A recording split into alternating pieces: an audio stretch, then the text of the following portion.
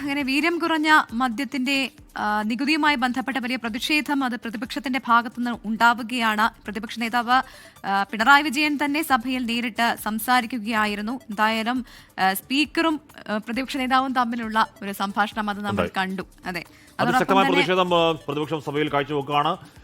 നേരത്തെ പറഞ്ഞ പോലെ വി.ഡി. സതീശൻ സർക്കാർ അധികാരമേറ്റതിനു ശേഷം ആദ്യമായി പ്രതിപക്ഷം നടുത്തളത്തിലേക്ക് ഇറങ്ങി സ്പീക്കർ ഡയസിന് മുന്നിൽ വന്ന് മുദ്രാവാക്യം വിളിക്കുന്ന കാഴ്ച കണ്ടു. മുഖ്യമന്ത്രിയുടെ മറുപടി വരുന്നുണ്ട്. ഈ 40 ദിവസമായ സർക്കാരിനെയാണോ വിമർശിക്കുന്നതെന്ന് അടക്കമുള്ള കാര്യങ്ങൾ മുഖ്യമന്ത്രി ചോദിക്കുന്നത്. നേരത്തെ പോയ സർക്കാർ ലഹരിയുടെ കാര്യത്തിൽ ഒന്നും ചെയ്തില്ല എന്ന വിമർശനം മുഖ്യമന്ത്രി ഉന്നയിക്കുകയും ചെയ്യുന്നുണ്ട്.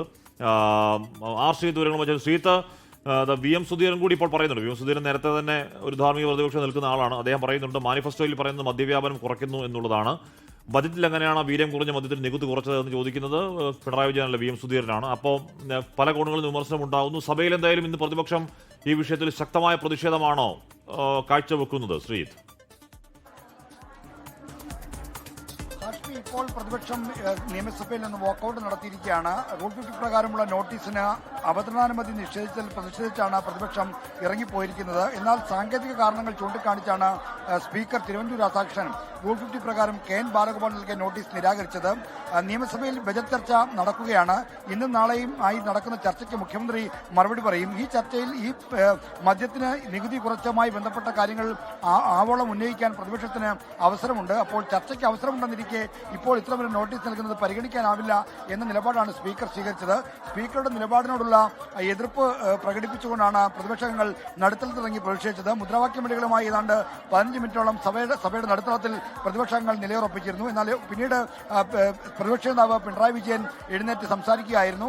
2023 LDF സർക്കാരിന് ബെക്കാഡി ഇന്ത്യയുടെ അപേക്ഷ ലഭിച്ചു, നികുതി ഇളവ് ആവശ്യപ്പെട്ട്. എന്നാൽ ആ സർക്കാർ അധികാരമൊഴിയുന്നവരെ ഒരു തീരുമാനവും എടുത്തില്ല.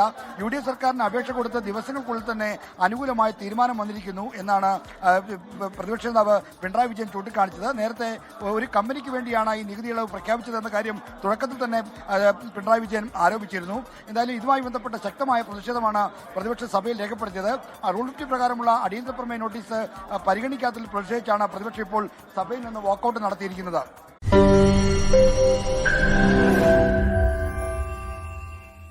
ലോകത്തെവിടെയായാലും ഏത് സമയത്തും 24 വാർത്തകളും ഓഗ്മെന്റഡ് റിയാലിറ്റി പാക്കേജുകളും എക്സ്പ്ലെയിനറുകളും വിശദമായി കാണാൻ ഞങ്ങളുടെ യൂട്യൂബ് ചാനൽ നിങ്ങൾക്ക് സബ്സ്ക്രൈബ് ചെയ്യാം.